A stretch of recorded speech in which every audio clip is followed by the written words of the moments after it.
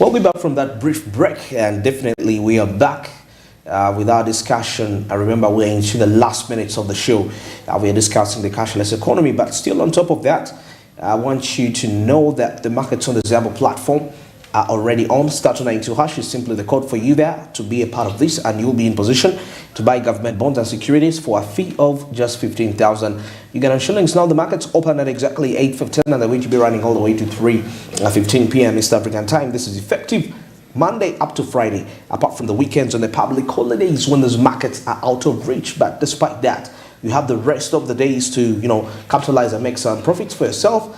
Something which personally I believe is influential and key when it comes to your financial development as a business person and as somebody that is pursuing a career in some way or the other. Zabo made this a reality. And remember, on top of *92#, you need to register with your national identification number if you're to proceed efficiently. Zabo says, my money, my future, and All East Africa says, do something new. Well, I'm still with Victor, a lawyer, and we're having these discussions on the cashless economy. Now, Victor, we were before we went into the break, you mentioned something about regulation, and you said that they don't go deep into some of these matters. We've seen people who have been, trying to, for example, most of the banks today have mobile applications. Yeah. People can transact in there. I don't have to go make a line. I transact to my mobile money or then I get the money. But we've seen scenarios where, like personally, like the story I was telling you before we came on air, you transact money, but there is a delay. The money shows you that it's off your application. And, well, there are scenarios also. People have lost money in such ways, So that poses a certain kind of a threat of the cashless economy. We're talking about digital payments. Yes, please. Now, talking about fraud. Yes, please. Do we have scenarios in Uganda where victims who have reported financial fraud due to online inefficiencies have been paid attention to? So the Uganda runs for remedy issues. Uganda runs a criminal sanctions perspective, and then also a civil perspective. So the criminal perspective, that is where police has to investigate, put a crime or a charge on someone, and then prosecute. Yeah. Okay. And then the civil perspective, that's why you as a person who has a particular issue with the banker, you can go ahead and sue. Just like the example I used of Aida Tiku, Centenary Bank. Yeah. Okay. From the criminal perspective, of course we do have scenarios where fraud has been detected, but when we get sometimes it's genuine. Yes. So when we get to when you look at the Computer Misuse Act, we have offences such as unauthorized access. Unauthorized access, exactly. So those are some of the offences that we can look into. So we may not necessarily say, because you see the principle with transactions is that, at least the principle that I use is that money doesn't disappear. Money lives here, it has to go here. If it doesn't reach here, there is where it reached and it stops. In the cyberspace. In the cyberspace. And once we actually trace that money, we can find it. Okay. Okay? And people have done this before. Especially guys who use large amounts of money. Okay, money is traceable. Money doesn't disappear. It reaches a certain point and it stops there. So when we get the criminal side of it, we have those offences created under the Computer Misuse Act and various other acts as well. We have a court, a division of the High Court that deals with those particular aspects. There have been some cases like Joshua Magombe. Magombe is the individual who through unauthorized access went into people's mobile money accounts and stole close to $1 billion. $1 billion Ugandan shillings. $1 billion Ugandan shillings. That was a lot of money. So and he was prosecuted. Okay, but now the issue with and this is the scenario the issue I'm going to present is all over the world. Okay, when you have a private sector-led economy, okay, And every day the state is telling you, don't look deep. Rather, the private sector is telling the state, don't look deep. You definitely have issues. It's the private sector telling the state. Yes, don't look deep, okay? The transactions happening. You see, a private sector-led economy helps the state in various things. But let me tell you, the state is not interested in I don't want to say things that will, but anyway, if the people are happy, it's okay. If the people are happy, yeah, the state is fine. It's fine. Okay. If the economy is growing by 1%, that's fine for the state. 1%. 1% is fine. Okay. If inflation rate is going by 3%, you'll not. Yes, there's inflation and people are complaining, but 3%, the state isn't worried. Okay, so and all these things, of course, these are private sector issues. If you go to the US, after there are questions that actually no single bank executive from Merrill Lynch, Lehman Brothers, AIG, all those banks that caused issues in the financial crisis, none of them has been prosecuted and put to jail. Okay, and people keep asking, where is the state? Where is the state? Yes. Where is the state? So let me just ask the same question here, okay? So if the state has put down regulations and laws and all these things, so now the issue now will be implementation. Implementation. So yes, I lose, let's say, 300,000. I go to police, I report a matter. Someone fraudulently accessed my phone. At police, I'm saying my 300,000 got lost. Please help me. Some help, help me. And then now we are going to find issues that relate to, now, how much money does the state put into police, for instance, to aid investigations? Of such a kind. And then, again, we shall go back to necessity. Should the state implement 1 million shillings to find 300,000 shillings? Principally, in as far as the economic sense, it shouldn't. Okay, but in as far as prevention of crime and deterrence of crime, which is what the criminal law is for. Exactly. Okay, you should actually invest 10 million to find 300,000, because the person who has done the 300,000, if they're not found, they are likely to now cause to do as much, and then, yes, and then before you realize, now you're it's now out of it has been brought out of proportion. So if you ask those questions, then you will understand why certain cases are not prosecuted, and certain cases, yes, priorities. Certain cases, you lost 10 million, and then the police wants, a certain few things to aid the investigation, and then you have to go to court and take 10 years going after this person, and then in the end you're going to ask yourself, okay, it's how much am I putting in? How much am I putting in? So when it comes to implementation, that's where the issue is, really. So yes, we have the private sector saying we have things under control. Okay, I can tell you, there was a scam on there's a bank that had a scam recently, and people asking questions, what is happening there, and the bankers were telling them, we are having things in check. Okay. We will find the money. And which is a constant statement made by all big CEOs everywhere. Zuckerberg, someone uses the platform to fraudulently, he'll sit in front of a committee, stand upright and says, leave it to me. I'll handle it. Interesting. So when you get to a private sector-led economy, you have monopolization of the private sector. These guys have a lot of money. They're definitely going to influence any decision-making that is going to be made by government, any decision-making going to be made by any government entity. So that is the conundrum that we are in. So ultimately, then you're left with civil. The civil jurisdiction. Okay. The criminal jurisdiction, yes, it is functional to an extent. Like I've said, Joshua Makondo was prosecuted. Yes. But it is because it was close to 1 billion shillings with various other transactions. Okay. But when it comes to the small transactions, I've just received my salary of 2 million. It has disappeared. Okay. So now when you get the civil bit, of course you'll sue, and then we'll go to, and then also partly when you go to criminal, there's what we call the standard of proof, which is beyond reasonable doubt. It is very hard to beat.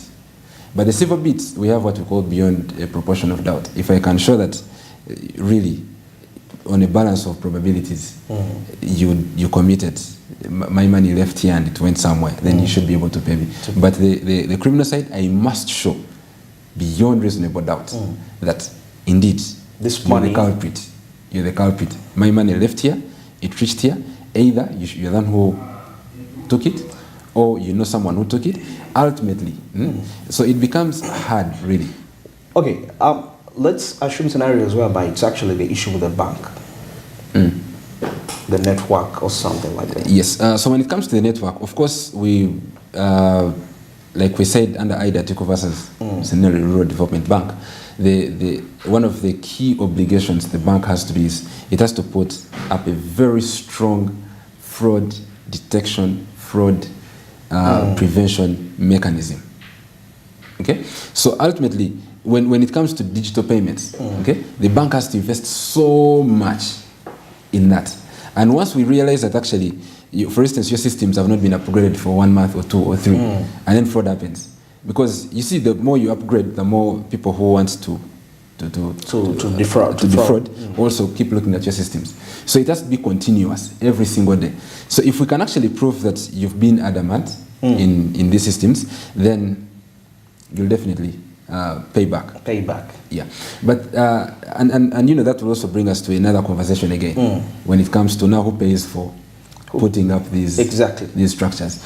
But before we get there, yeah, some people are concerned about the transactions costs. Yes, and you mentioned something, Bitcoin as some of the avenues which don't even charge any. Educate the viewers about that. Okay, so transactional costs are basically costs you spend to enable a transaction to happen.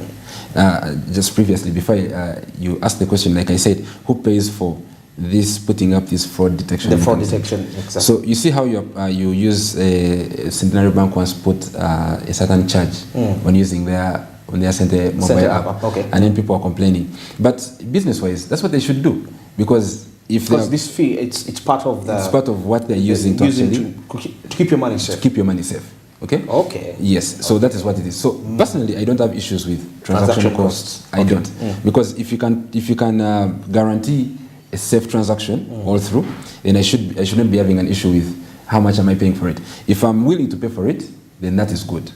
Okay. But what now the issue I have is it how much are you charging to aid the transaction? It could be, yes, sometimes it's exploitative. It is exploitative. Yeah. So now that's where now we start having that conversation, having issues from.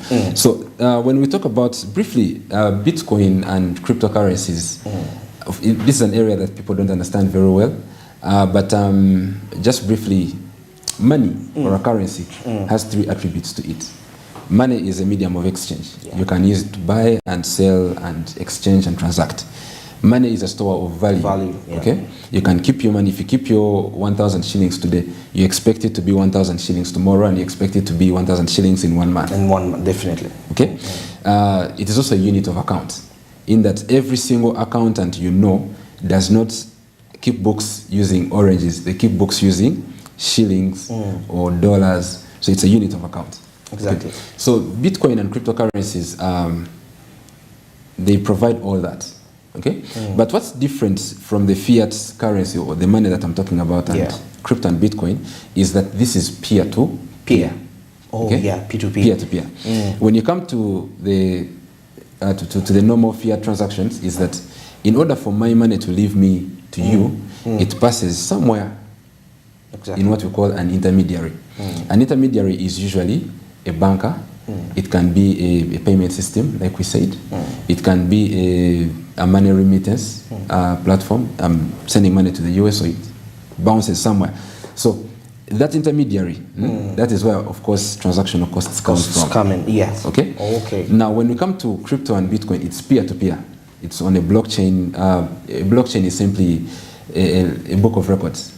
It's not some thing that you're going to be like, this thing is so no. It's just every single time, just get a book, okay? Every single time someone makes a transaction and you say Victor, 200 shillings. Okay. Yeah. Andrew, 500 shillings. That's how the blockchain is.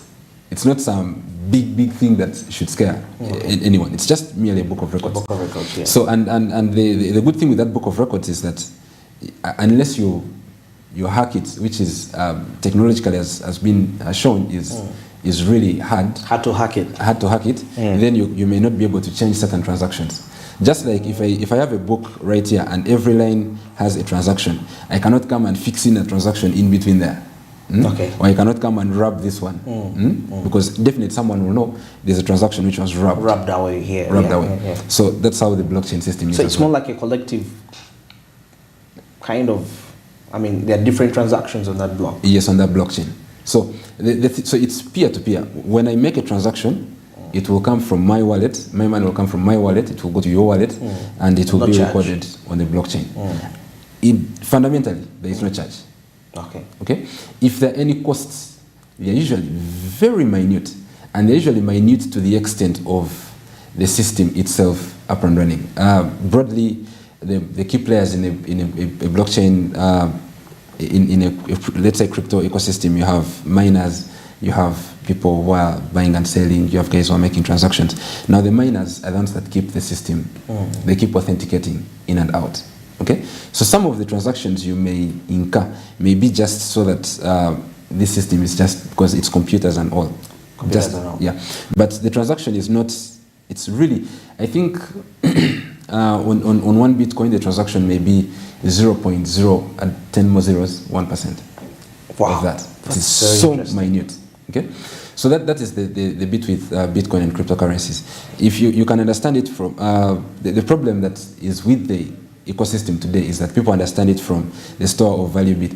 Everyone, when you talk about Bitcoin, everyone is like, how much am I getting? How much money am I putting? And how much am I getting back? Yeah. Okay, and yet it should be actually, can I use it to send money to someone in the US without going through? I saw a Bitcoin shop here along Kampala Road actually, as you're heading towards Ginger. I don't know what effect it is.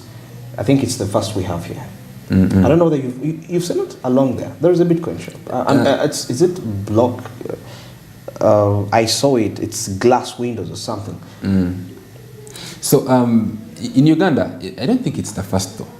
We've been having. You see, when we talk about Uganda has in as far as crypto is concerned, and until the Capital Market Amendment comes out, that is underway, we are not regulating crypto. We are not regulating blockchain. Okay, that is it. But the thing with it is that if it's not regulated or not provided for, then it's not prohibited. It's not prohibited. It's not prohibited. So anyone can do. So in Uganda, we've been having people make transactions daily. You'll be shocked with Bitcoin. Using Bitcoin? Yes, people make transactions. But even these are platforms you can access online. So if I have a smartphone, and actually there are platforms that I know which even allow USSD codes. Like? I think there's the Machankula platform, the Machankula system, where you can actually, it's USSD. You don't need a smartphone to actually transact. So even that small phone, that small item that you can actually transact with it. So innovators are out there and they are making all these things simple. With the smartphones, there's I think what we call the Lightning Network. Lightning Network. Yes. Okay. It is so fast. All you do is just you should, if you go deeper into it and you see how people are using these things, you'll be shocked. So the issue really remains with regulation, and it remains with and I usually tell regulators, and whenever I have an audience of a regulator or someone who is in that space, I usually give them a scenario. When the motor vehicle was invented, okay, the horse carriages and guys who used to have horses, they tried as much as they could to stifle the motor vehicle. So there was a regulation during that time. Yeah. During that time, a car had to travel 5 miles per hour, and it used to have 3 people who used to man the motor vehicle. There's a guy on the steering wheel, there's a guy walking in front with a flag, and then there's a guy manning the engine. So the guy in the flag, so actually even when there's a speed limit, you have to drive behind the person walking. And when you're driving, you're telling people, the flagman is telling people there's a dangerous machine coming, please clear the way. But now as we speak, cars are here, they travel 500 kilometers per hour, and we're good. Horses, no one uses horses anymore. So ultimately, even the blockchain is here. You can hide away from the conversation. You can put your head in the sand somewhere and say, I've refused to talk about it. About crypto, about blockchain. But It's because some people were actually. It's because some people got involved in fraud schemes involving crypto. That's why when you talk about that, they just shut off. Yeah, that memory. Well, we've come to the end of the show. It's 8 minutes to the top of the hour. Of course, I've been with Victor and Tamugabwe and Tamugabumwe. Yes, has been breaking down these aspects of the cashless economy and where do we stand as a country. But of course, it's a very wide topic. Probably sometime he will be back as we talk about some of the very interesting matters in there. But of course, on top of that, at Smart24 TV, that's on Twitter, at Smart24 TV Official, that's on Facebook, Smart24 TV Live on YouTube. You can stream us at any part of the country. We'll be at, and at Smart24.tv, that's on our official website. You can still find there further business insights, more detailed reports about any matter you're trying to search about, as long as it relates to the world of business. And also go to your Play Store and download the Smart Digital application. You will be able to stream Smart24 TV as you're heading to work, and you're also coming from home, heading to work in the morning, stuck in the jam. Same applies to you're heading back home from work, stuck in jam. You can be streaming Smart24 TV via that platform. It's the 1st of August, the first day of the month. Yes, you gotta be productive, set your priorities right. Just left with a few months to wind up the year. Your resolutions should be actually the challenging factor for you to keep on, moving and doing what you gotta do. Well, till tomorrow, a good morning.